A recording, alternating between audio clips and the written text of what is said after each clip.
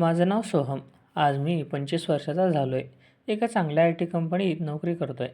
महिन्याला चांगला पगार मिळतो आहे आणि वर्णकरणी पाहिलं तर माझं आयुष्य अगदी सुखात सुरू आहे.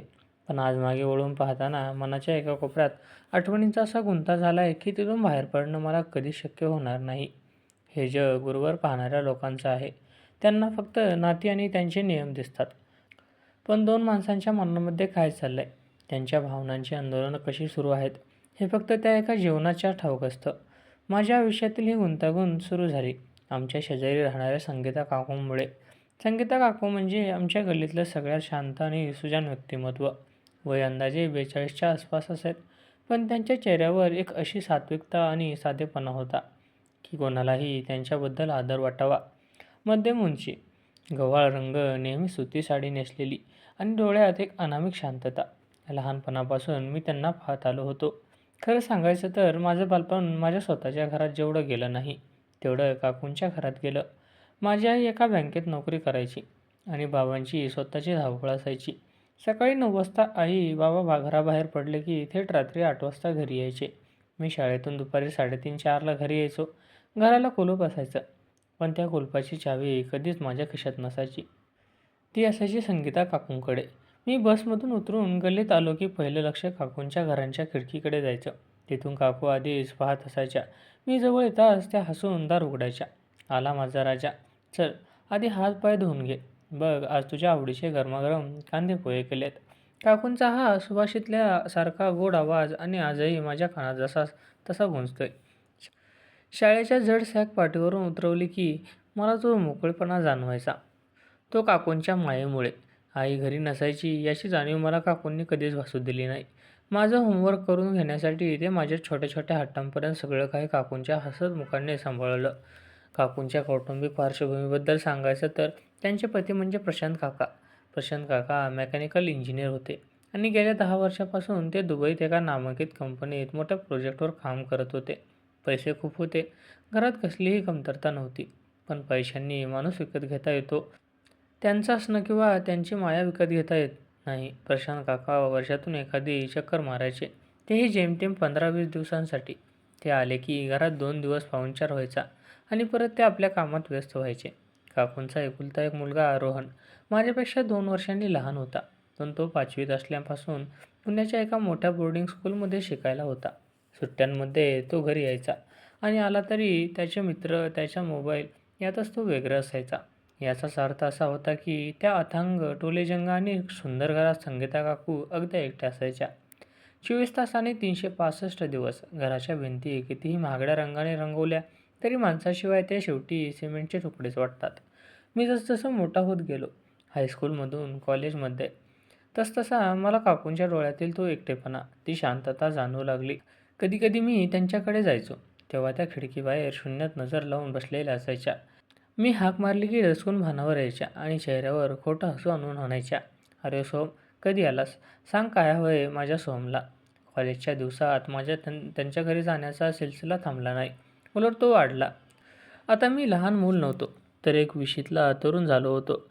मग घरातली जड कामं, जसं की किराणा सामान आणून देणं, बँकेचे काही काम करणं, घरातला नादुरुस्त झालेला बल्ब किंवा मिक्सर दुरुस्त करून देणं, ही सगळी काम मी हक्काने करू लागलो.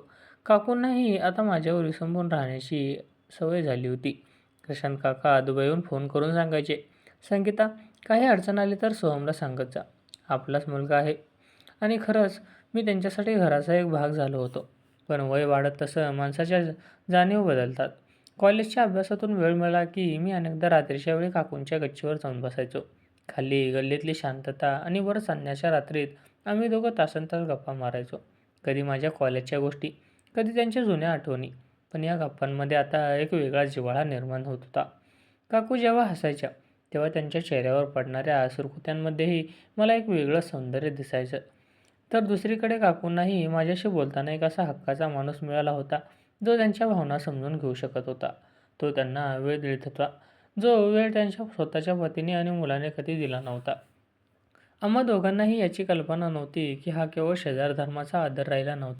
नकळतपणे आमच्यात हे कसं भावनिक नातं तयार होत गेलं, ज्याला समाजात कोणतंही नाव नाही.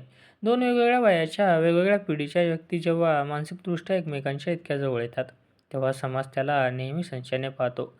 पण आमच्या मनात असा कोणताही विचार नव्हता. तो एक निखळ आणि अत्यंत संवेदनशील असा भावनिक ओढा होता. पण म्हणतात ना, शांत समुद्रात पोटात मोठ्या वादळाची तयारी सुरू असते. आमच्याही आयुष्यात असंच एक वादळ येणार होतं, ज्याची सुरुवात एका पावसाळ्याच्या रात्रीने होणार होती. ज्या रात्रीने आमचं सगळं आयुष्यच बदलून टाकलं. कॉलेज संपलं आणि मला कॅम्पवरून इंटरव्ह्यूचा पुण्याला एका चांगल्या IT मध्ये नोकरी मिळाली. नोकरी लागल्यावर घरात सगळे खुश होते. पण माझे बाबा नेहमी म्हणायचे, "आता जबाबदारी वाढली आहे सोहम. स्वतःला सिद्ध करायची हीच वेळ आहे." माझी नवीन नोकरी, ऑफिसचे शिफ्ट टायमिंग आणि कामाचा ताण यामुळे माझा वेळ खूप व्यस्त झाला होता.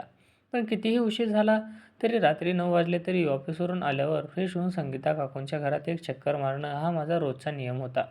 काकूही माझी वाट पाहत असायच्या.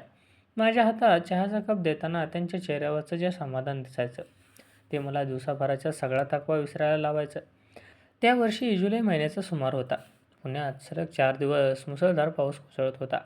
त्या दिवशी तर पावसाने रौद्ररूप धारण केलं होतं. दुपारपासूनच आभाळ इतकं दाटून आलं होतं की दिवसाची रात्रीसारखा अंधार झाला होता. योगायोगाने त्याच दिवशी माझे आईबाबा आणि एका नातेवाईकाच्या लग्नासाठी कोल्हापूरला गेले होते. पाऊस इतका होता की त्यांनी फोन करून सांगितलं, "सोहम, रस्ते सगळे ब्लॉक झालेत. पूर आल्यासारखी परिस्थिती आहे. आम्ही आज रात्री येऊ शकत नाही. तू घरी राहा आणि काळजी घे." मीही त्यांना काळजी करण्यास सांगितलं. घरात मी अगदी एकटाच होतो. बाहेर वाऱ्याचा वेग एवढा प्रचंड होता की खिडक्यांच्या तावदान खडखडत होती. रात्रीचे साधारण 10:30-11 वाजले असावेत. अचानक संपूर्ण गल्लीतली वीज गेली. इन्व्हर्टरही काही वेळाने डाऊन झाला. मोबाईलला रेंज नव्हती आणि चार्जिंगही संपत आली होती. मी बेडवर पडून फक्त बाहेर होणारा पाऊस आणि वाऱ्याचा भयानक आवाज ऐकत होतो. अचानक त्या गडद अंधारात माझ्या घराच्या मुख्य दारावर कोणीतरी थाप मारली. वाऱ्याच्या आवाजात मला पहिल्यांदा नीट ऐकू आलं नाही.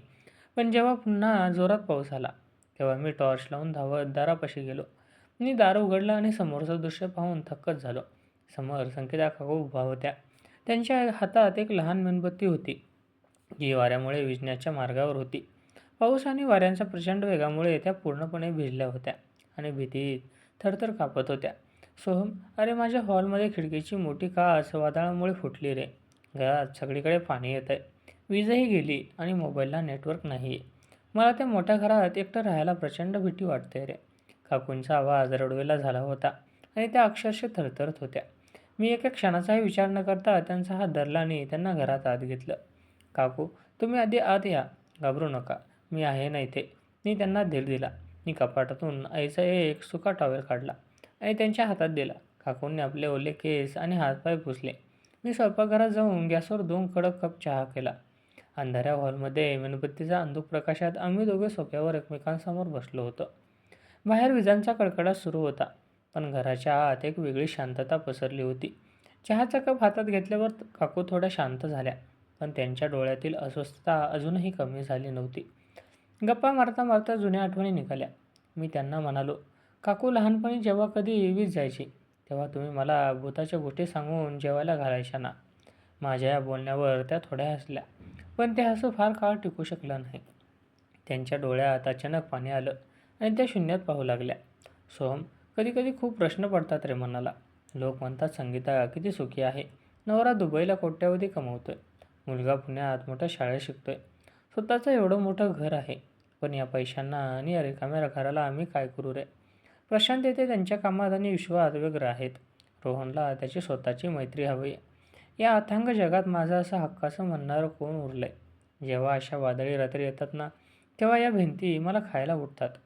जर तू लहानपणापासून माझ्यासोबत नसतास, मला समजून घेतलं नसतंस, तर मी कधीच वेडी झाली असते रे. काकूंनी मनातल्या साचलेला सगळा बांध मोकळा केला. बोलता बोलता त्यांनी रडत रडत माझा हात आपल्या दोन्ही हातात घेतला. त्या क्षणी माझ्या मनात त्यांच्याबद्दल जी भावना दाटून आली, ती फक्त सहानुभूती नव्हती. तो एका स्त्रीच्या वर्षानुवर्षाच्या एकटेपणाला मिळालेला एक निखळ आणि पवित्र आणि भावनिक आधार होता. वयाचा अंतर, समाजाचे नियम, हे सगळं त्या अंधाऱ्या रात्री कुठे विरघळून गेलं होतं. मला जाणीव झाली की काकूंनी या क्षणी कोणत्याही शारीरिक सुखाची नाही, तर एका अशा माणसाची गरज होती, जो सुरक्षितेच्या भावना देईल, जो माणूस मनातून ऐकून घेईल. मी त्यांचा हात घट्ट पकडला आणि त्यांना हळुवारपणे जवळ घेतलं. त्यांनी माझ्या खांद्यावर डोकं ठेवलं. त्या शांतपणे रडू लागल्या. त्या वादळी रात्री आमच्यात कोणतंही चुकीचं किंवा अश्लील कृत्य घडलं नाही. कारण आमच्या नात्याची वीण ही शरीरावर नाही तर मनावर आधारलेली होती. पण एक गोष्ट मात्र नक्की झाली होती. त्या रात्रीने आमच्या मनातील अंतराची भिंत कायमची पाडून टाकली होती. आम्ही दोघे एकमेकांच्या इतक्या जवळ आलो होतो, की आता आम्हाला शब्दांचीही गरज उरली नव्हती. केवळ एकमेकांचा सहवासच मनाला शांतता देण्यासाठी पुरेसा होता. पण हाच भावनिक ओढा पुढे जाऊन किती मोठी गुंतागुंत निर्माण करणार आहे, याची मला कल्पना दोघांनाही नव्हती. त्या वादळी रात्रीनंतर आमचं आयुष्य पूर्वीसारखं राहिलं नव्हतं. वळणीकडणी सगळं काही शांत दिसत असलं, तरी आमच्या दोघांतील मनाच्या विचारांचं एक वेगळंच चक्र सुरू झालं होतं. आम्ही दोघंही आता फक्त शेजाऱ्याच्या संगीता काकूने त्यांचा लहान सोहम राहिलो नव्हतो. आमच्या नात्याला जगाने ठरवून दिलेलं कोणतंही नाव नव्हतं. पण आमच्यात एक मुख न बोलणं झालेली संमती होती. आता आम्ही दिवसातून अनेक एकमेकांना मेसेज करायचो. जेवला का सोहम? आज ऑफिसमध्ये खूप काम आहे का? काकू, आज तब्येत कशी आहे तुमची? अशा छोट्या छोट्या चौकशांमधून एकमेकांबद्दलची काळजी व्यक्त व्हायची. पूर्वी मी त्यांच्या घरी जायचो, तेव्हा गप्पा मारताना एक शेजारजन्माचा मोकळेपणा असायचा. पण आता त्या गप्पांमध्ये एक वेगळी संवेदनशीलता आणि ओढ निर्माण झाली होती. ऑफिसमधून कितीही थकून आलो तरी काकूंच्या हाताचा तो सुगंधी चहा घेतल्याशिवाय माझ्या मनाला शांती लाभत नव्हती. कधीकधी आम्ही दोघं तासनतास काहीच न बोलता फक्त एकमेकांकडे पाहत बसायचो. त्या शांततेतही एक सुख होतं. पण म्हणतात ना, समाजात राहताना तुम्ही जगाच्या नजरा कधीच चुकू शकत नाही. चार भिंतीच्या आतल्या भावनाही कितीही पवित्र असल्या तरी चार चौकात जेव्हा त्या उघड्या पडतात, तेव्हा लोक फक्त त्या स्वतःच्या बुद्धीनुसार अर्थ लावतात. आमच्या त्या छोट्याशा गल्लीत काही बायकांनी आता आमची ही जवळीक नोटीस करायला सुरुवात केली होती. सोहमचं रोज रात्री उशिरापर्यंत संगीताच्या घरात असणं, दुपारी सुट्टीच्या दिवशी तिच्या घरी चहासाठी जाणं, हे सगळं लोकांच्या डोळ्यात खुपू लागलं होतं. लोक पाठीमागे कुजबुजू लागले होते. दोन माणसांमधला निखळ भावनिक आधार समजून घेण्याइतकी संवेदनशीलता या समाजाकडे कधीच नसते. त्यांना फक्त चटपटीत चर्चा करायला आवडते. एक दिवस मी ऑफिसमधून दुपारी घरी लवकर आलो होतो. घराच्या ओट्यावर पाऊल ठेवणार तितक्यात मला आमच्या हॉलमधून आईचा आणि शेजारच्या जोशी मावशींचा आवाज ऐकू आला. जोशी मावशी खूप गंभीर आवाजात आईला काहीतरी सांगत होत्या. अहो मंगलताई, मी तुमची जुनी मैत्रीण आहे म्हणून हक्काने सांगते. राग मानू नका, पण जरा तुमच्या समोर लक्ष ठेवा हो. दिवसरात्र त्या संगीताच्या घरात असतो तो. तिचा नवरा कुठे दुबईला असतो, मुलगा हॉस्टेलला असतो. ती घरात एकटीच असते आणि तुमचा सोहम आता चांगला तरुण झालाय. गल्लीतल्या बायका आता उलटसुलट बोलायला लागल्या. उद्या काही कमी जास्त झालं तर बदनामी कोणाची होणार? तुमच्याच मुलाची ना. जोशी मावशींचे हे शब्द माझ्या कानावर पडले आणि माझ्या अंगावर सरसरून काटा आला. त्या रात्री आईने घरात खूप मोठा राडा केला. बाबा कामावरून आल्यावर आईने त्यांच्यासमोरच मला हॉलमध्ये उभं केलं. आईचा चेहरा रागाने आणि भीतीने लाल झाला होता. सोहम, हे काय ऐकते मी बाहेर? तू दिवसभर शेजारी संगीताच्या घरात काय करत असतोस? विसरला आहे की तू तिच्या आईची वयाची आहे. लहान होतास तोपर्यंत ठीक होतं, पण आता तू 25शीचा पुरुष आहेस. समाजाचे काही नियम असतात की नाही? लोकांच्या जिभा उठल्या तुझ्यावर. जर हे असंच चालू राहिलं तर प्रशांत भाऊंना काय तोंड देणार आम्ही? तिचं असं खेळत ते घर उद्ध्वस्त होईल आणि तुझं करिअर, तुझं भविष्य सगळं मातीत मिळेल. आई रडत ओरडत मला जाब विचारत होती. बाबांनीही मला समजवण्याचा प्रयत्न केला. सोहम, नात्यांची एक मर्यादा असते, ती ओलांडायची नसते. मी शांत उभा होतो. माझ्याकडे आईबापांना कोणत्याही प्रश्नाचं उत्तर नव्हतं. मी काय सांगणार होतो त्यांना? की काकू खूप एकट्या आहेत आणि मला त्यांच्याबद्दल सहानुभूती वाटते, की मला काकूंचा सहवास आवडतो. या गोष्टीला समाज सरळ अफेअर किंवा चुकीचं नाव देणार होता. माझ्या मनात काकूंबद्दल आदर तर होताच, पण आता त्या आदराची जागा एका तीव्र भावनिक ओढीने घेतली होती. मला स्वतःला समजत नव्हतं की मी नक्की कोणत्या दलदलीत फसलोय. दुसरीकडे संगीता काकूंच्या घराची परिस्थितीही बदलली होती. प्रशांत काकांचा गुळगुळून फोन आला की काकू प्रचंड दबावाखाली असायच्या. प्रशांत काका फोनवर घरगुती खर्चाच्या आणि पैशांच्या गोष्टी करायचे, पण काकूंना हवं असलेलं प्रेम आणि मानसिक आधार त्या संवादात नसायचा. काकूंना अपराधी वाटू लागलं होतं. जेव्हा जेव्हा त्या मला पाहायला यायच्या, तेव्हा त्याच्या डोळ्यात एक भीती आणि अपराधीपणाची भावना स्पष्ट दिसायची. तो भावनिक गुंता आता आम्हा दोघांनाही आतून गुदमरून टाकत होता. आम्ही ना सोबत राहू शकत होतो, ना एकमेकांपासून लांब जाऊ शकत होतो. समाजात राहून समाजाचे नियम तोडण्याची ताकद आमच्यात नव्हती आणि एकमेकांना सोडण्याची हिंमतही नव्हती. हे नातं आता एका अशा वळणावर आलं होतं, जिथे कोणताही एक चुकीचा निर्णय आमच्या दोन्ही कुटुंबांना उद्ध्वस्त करू शकत होता. आई-बाबांनी घातलेल्या राड्यानंतर आमच्या दोन्ही घरांमध्ये गूढ आणि भयानक शांतता पसरली होती. आय-टी कंपनीत कामावर असतानाही माझं लक्ष प्रोजेक्टवर लागत नव्हतं. लॅपटॉपच्या स्क्रीनकडे पाहताना मला फक्त काकूंचा तो रडलेला चेहरा आणि आईचे ते तिखट शब्द आठवायचे. आईने आता माझ्यावर कडक पाळ ठेवली होती. मी ऑफिसवरून आलो की ती स्वतःवर दारावर उभी असायची, जेणेकरून मी शेजारच्या घरात डोकावूनही पाहू नये. काकूंनीही स्वतःला त्यांच्या घरात कोंडून घेतलं होतं. त्यांच्या घराच्या खिडक्या, ज्या पूर्वी नेहमी माझ्या स्वागतासाठी उघड्या असायच्या, त्या आता दिवसरात्र घट्ट बंद असायच्या. आमच्यातले मेसेजेसही पूर्णपणे थांबले होते. असाच एक आठवडा गेला. एक शनिवारी रात्री आई आणि बाबा एका कौटुंबिक कार्यक्रमासाठी बाहेर गेले होते. मी घरात एकटाच होतो. रात्रीचे 9 वाजले असावेत. माझ्या मोबाईलवर एक मेसेज आला. खूप दिवसांनी स्क्रीनवर संगीता काकू हे नाव चमकलं होतं. मेसेजमध्ये फक्त एकच वाक्य होतं. सोहम, एकदा गच्चीवर येशील का? मला तुझ्याशी शेवटचं बोलायचं आहे. माझं काळीज धडकलं. मी कसलाही विचार न करता धावत गच्चीवर गेलो. रात्रीची थंड हवा सुटली होती आणि आकाशात चंद्र ढगांआड लपला होता. काकू गच्चीवर कठाड्याला जळून उभ्या होत्या. त्यांनी नेहमीसारखी साधीसुधी साडी नेसली होती, पण त्यांचे केस विस्कटलेले आणि चेहरा कमालीचा शांत होता. मी जवळ गेलो. तशा त्या वळल्या.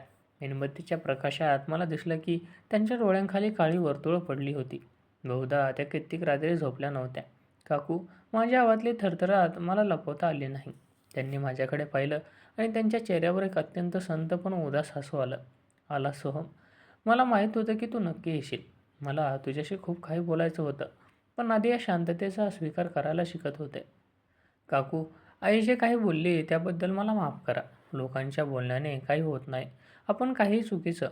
माझं वाक्य पूर्ण व्हायच्या आतच काकूंनी आपल्या ओठांवर बोट ठेवलं आणि मला शांत केलं. सोहम, बाळा, तुझी आई जे काही बोलली ते एका आईच्या नात्याने अगदी बरोबर होतं. समाज जो विचार करतोय तो त्यांच्या दृष्टीने योग्यच आहे. काकू अत्यंत शांत आवाजात म्हणाल्या, जणू त्यांना खूप मोठा विचार करून हा निर्णय घेतला होता. आपण जे काही अनुभवतोय तो गुन्हा नाही सोहम. माझ्या आयुष्यातल्या अथांग एकाकीपणाने मला तुझ्याकडे ओढलं आणि तुझ्या निरागसतेने, तुझ्या मायेने मला जगण्याचा आधार दिला. पण माणसाला फक्त भावनांवर जगता येत नाही रे. त्याला समाजात राहावं लागतं.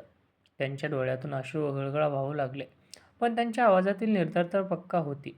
त्यांनी पुढे सांगायला सुरुवात केली, तुझी अख्खी जिंदगी पुढे पडून आहे. तू नुकताच नोकरीला लागला आहेस. तुला तुझं भविष्य घडवायचं आहे. लग्न करायचं आहे. सुखाचा संसार करायचा आहे. माझ्यासारख्या एका 40शी ओलांडलेल्या स्त्रीमुळे तुझ्या आयुष्यावर किंवा किंवा तुझ्या आईबाबांच्या इज्जतीवर समाजाने डाग लावलेला मला कधीच सहन होणार नाही. जर आपण हे असंच चालू ठेवलं तर एक दिवस आपण दोघंही स्वतःच्याच नजरेत गुन्हेगार ठरू. मग आपण काय करायचं काकू? मला तुमचा हा दुरावा सहन होत नाही आहे. मी लहान मुलासारखा रडू लागलो. काकूंनी जवळ येऊन माझ्या डोक्यावर हात ठेवला. त्यांच्या हाताचा तो स्पर्श नेहमीसारखाच प्रेमळ आणि सुरक्षित होता. मी एक निर्णय घेतला सोहम. मी प्रशांतकडे दुबईला कायमची जाण्याचा निर्णय घेतला आहे. गेल्या आठवड्यात मी त्यांच्याशी बोलले. त्यांनी व्हिसाची सगळी तयारी केली. पुढच्या महिन्यात मी हे घर, ही गल्ली आणि हे शहर सोडून कायमची चालले आहे. रोहनही सुट्ट्यांमध्ये येथे दुबईलाच येईल. हे ऐकून माझं काळीज छर्र झालं. मला ओरडून सांगावंसं वाटत होतं की नका जाऊ काकू. मला एकटं सोडून जाऊ नका. पण मला आतून कुठेतरी माहीत होतं की या भावनिक गुंत्यातून आणि चक्रव्यूहातून बाहेर पडण्याचा हाच एकमेव आणि सर्वोत्तम मार्ग होता. आम्ही जर एकत्र राहण्याचा हट्ट धरला असता तर त्याचे परिणाम खूप भयानक झाले असते. महिन्याभरानंतर तो दिवस उजाडला. काकूंच्या दारासमोर एक टॅक्सी उभी होती. त्यांचे सगळे सामान गाडीत लोड केले होते.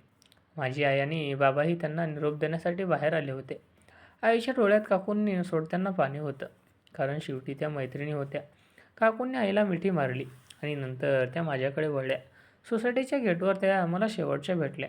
त्यांनी सर्वांसमोर माझ्या डोक्यावर हात ठेवला आणि अगदी हळूजात म्हणाल्या, स्वतःची काळजी घे सोहम. आयुष्यात खूप मोठा हो. माझ्या सोहमला कोणाची नजर न लागो. त्या गाडीत बसल्या. गाडी सुरू झाली आणि हळूहळू गल्लीच्या टोकाला जाऊन दिसेनासं झाली. काकून येऊन गेल्या होत्या आणि त्यांच्यासोबत माझ्या बालपणाचा, माझ्या तरुणपणाचा एक मोठा आणि महत्त्वाचा भागही निघून गेला होता. आज या गोष्टीला 2 वर्षे झाली आहेत. काकू दुबईत त्यांच्या पतीसोबत सुखी आहेत. अधूनमधून त्यांच्या फेसबुक पोस्टवर त्यांचे हसरे चेहरे दिसतात. मीही त्याच्या आयुष्यात पुढे गेलो आहे.